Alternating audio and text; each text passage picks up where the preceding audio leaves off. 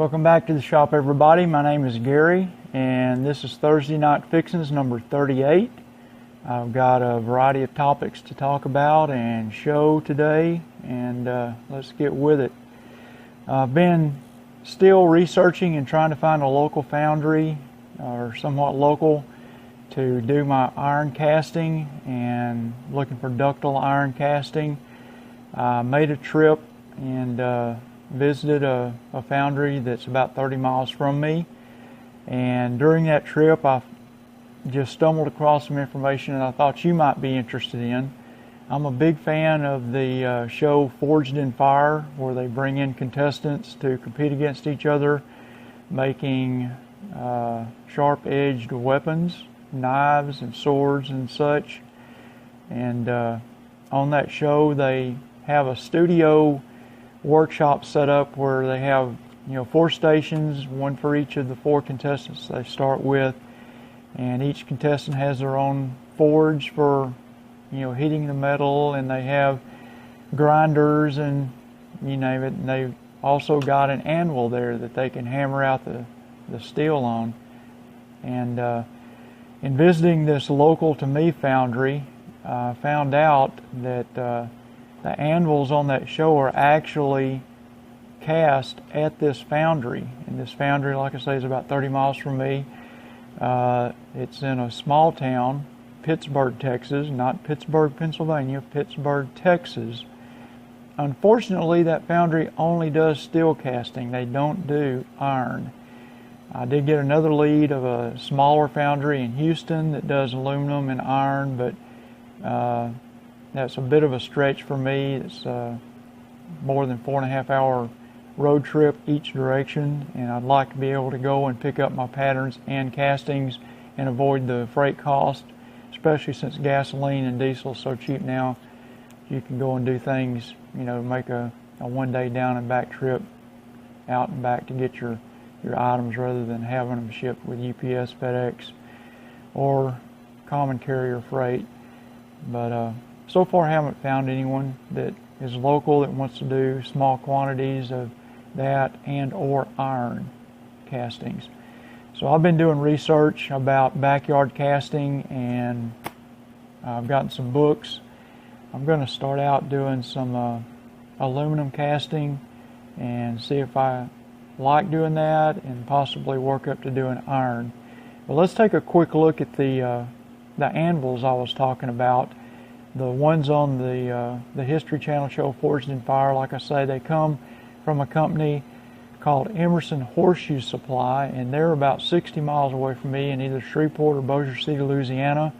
But those people contract with the foundry up in Pittsburgh, Texas, to actually have those anvils cast. And this Emerson, they're a farrier supply, a horseshoe supplier for people that do the farrier work, and they also do classes, and part of the tuition for their class includes the purchase of one of those anvils. So let's take a quick look at the anvil from Forged in Fire. I took a quick screenshot of that, and come back and discuss that a little bit, and I'll give you the URL for Emerson.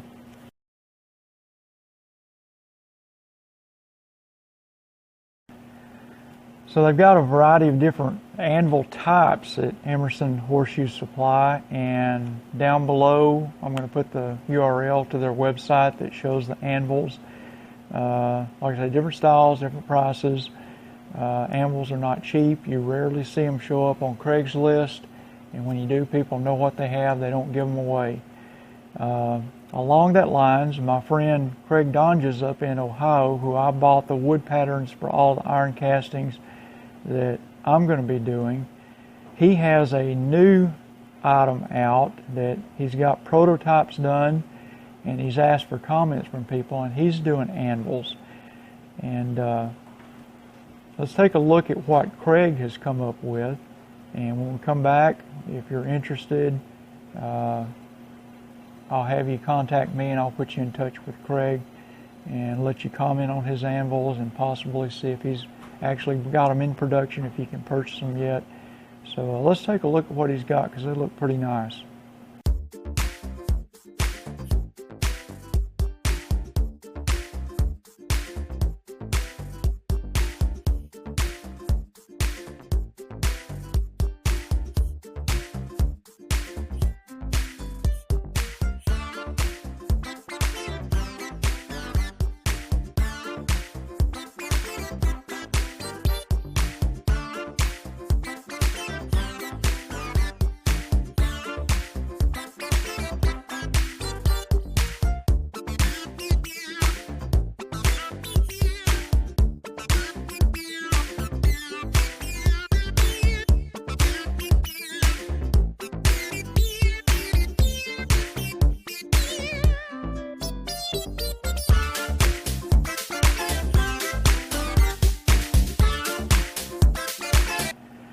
So I really don't know anything about anvils, but those that Craig has at least prototypes of look like nice items. And as I say, he was looking for comments from people on those, and I don't know if people actually have them in hand that have been using them, but I'll be following that closely. Craig is a used machinery and tool dealer, and I bought used items from him in the past, and he hangs out and posts items on the Facebook Machinery BST Facebook page. That's BST as in buy, sell, trade, so you'll often see him posting items out there for sale. So look for his name out there. He's a known seller, and he will take care of you. He sells stuff at good prices, and he's always coming across good stuff.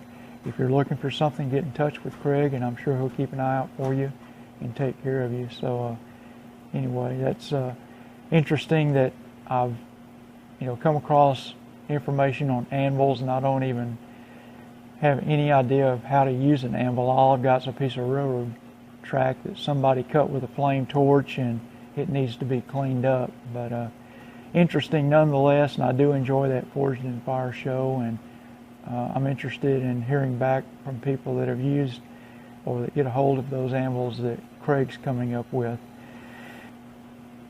Got a new drill press in the shop.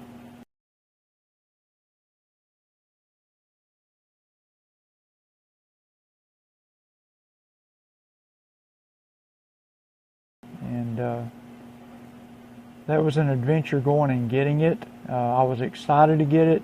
It's a replacement for a Powermatic 1150 drill press. The Powermatic's a nice drill press, but the lowest speed on it was about 400 RPM, and that was faster than what I wanted to spend for big drills and hole cut saws. And I wanted something that would really get down low on the speed and keep me from having to use the Bridgeport all the time as a glorified drill press. So I came across this drill press on Craigslist. Some of you that have been watching my Instagram page have seen some quick pictures of it. But let's talk about the flat belts, because its flat belts were ragged out on it, needed replacing. So let's first of all talk about the flat belts. So I've got some information about that. So let's go and take a quick discussion over by the drill press and talk about flat belts and getting those on there.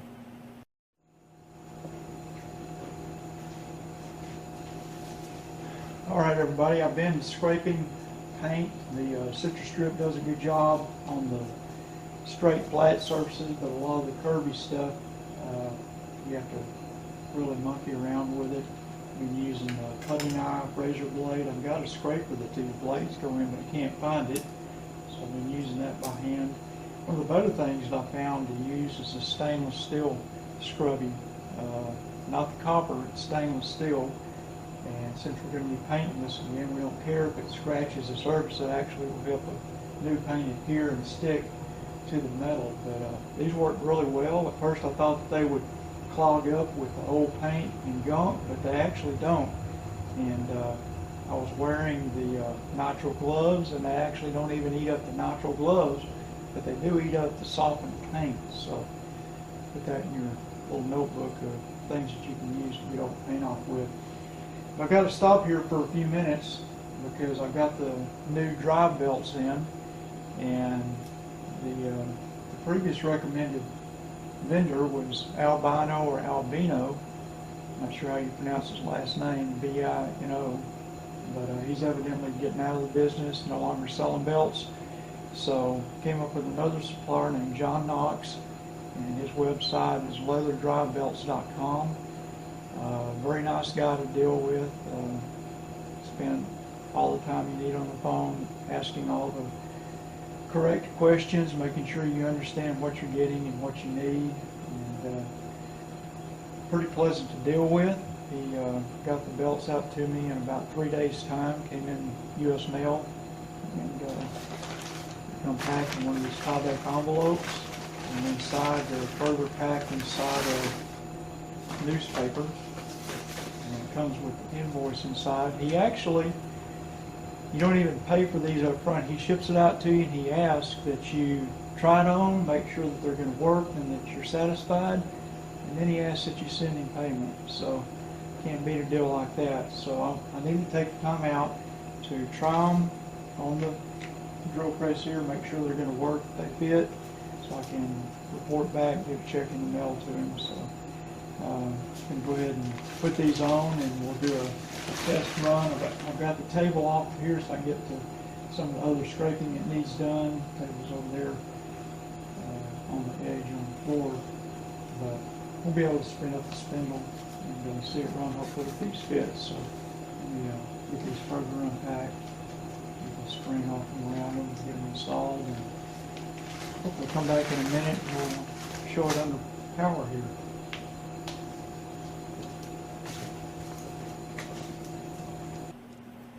So John Knox is a supplier that I wound up relying on for the flat belts, and his website is leatherflatbelts.com, link below. And he is very, very easy to work with. You don't come across many people these days that'll ship you something for free and say, try it out. If you like it, then you can send me some money. I just don't see that these days. Most people aren't trusting, but I guess folks that are dealing in items like John, they're dealing with more down-to-earth folks if you're dealing with flat belt machinery still. But that was an interesting experience and a very pleasant experience dealing with him. Very easy to do. Belts came in about 3 days' time. They were correct. I love them. Price was, you know, comparable to what you're going to find anywhere else that you might find them for sale. But if you need leather flat belts or the rubber type like I got, give John a shout out, call or email him. Check out his website, and he'll take care of you. Speaking of the drill press and the flat belts, let's take a look at it running. I know that a few of you have watched the Instagram quick video, but it was only like 30 seconds, so let's go over and take a little bit longer view of it here that we've got time on YouTube and see it actually running those new flat belts. I've got the new belts on, the big one here, I've got the small one up on the power feed on top. So I'm fixing to plug it up.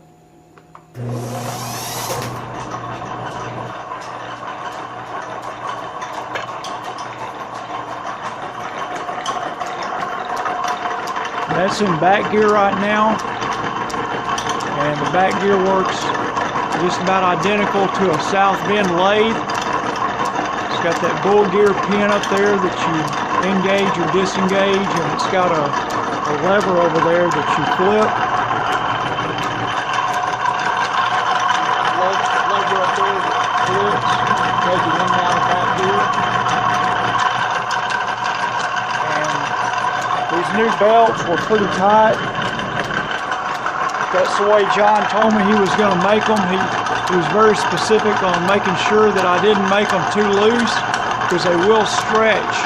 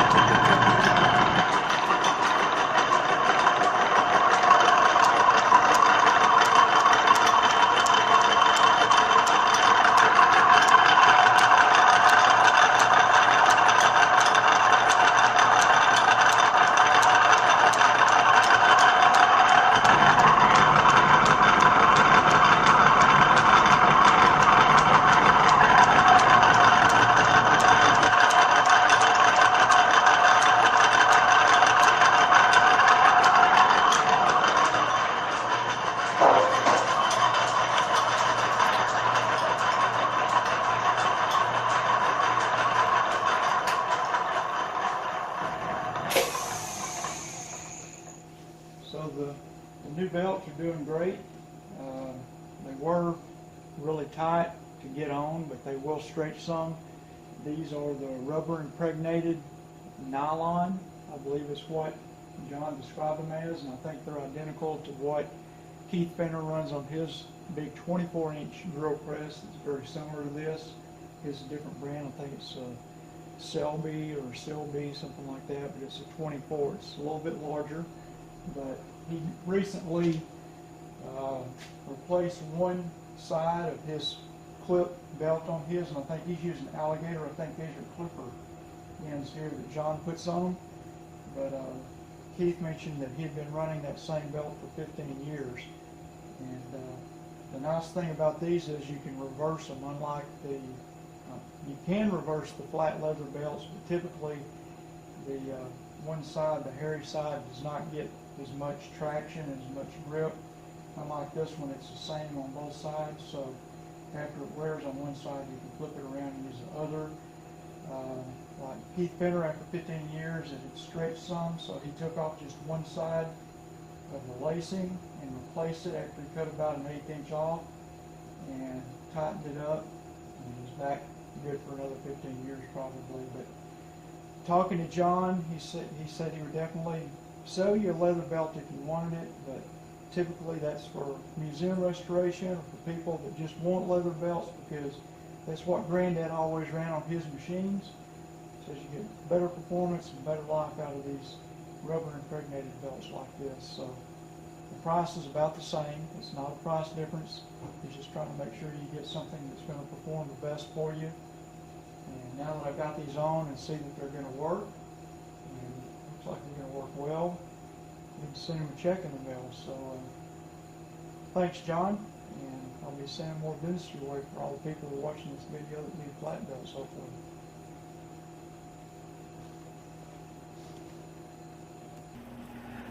So how cool is that? I cannot get enough watching that. It's just mesmerizing. It's kind of like watching shapers and planers in motion. You just watch those flat belts and the old gears meshing together up there and turning the spindle slowly. It's a way cool machine, and I can't wait to get it stripped of the rest of the paint, get it repainted, looking good, and actually get it in use. It's just a really nice old drill press, so I'm really excited to have it here in the shop. And with that, I'm going to wrap it up this week. I appreciate y'all watching. If you haven't subscribed, please do so. Hit the thumbs up to like it on this video this week, and watch for after the credits. I'm going to put up the pictures of the books that I've been reading on. So if you haven't, take a look out on Abe Books for used books. Especially look for the old Lindsay reprints. That's what some of them that I've been getting are. Some of these are from Steve Chastain on the Foundry, Backyard Foundry work, but look for after the credits for the pictures, and do some searching out there for some of the books. Knowledge is power, and that's what some of this YouTube stuff that we're doing is about. Hopefully I can pass on what I'm learning, and you can make some use out of it. If not, some of it hopefully has entertainment value to you. But I do appreciate you watching, and I will see y'all next time.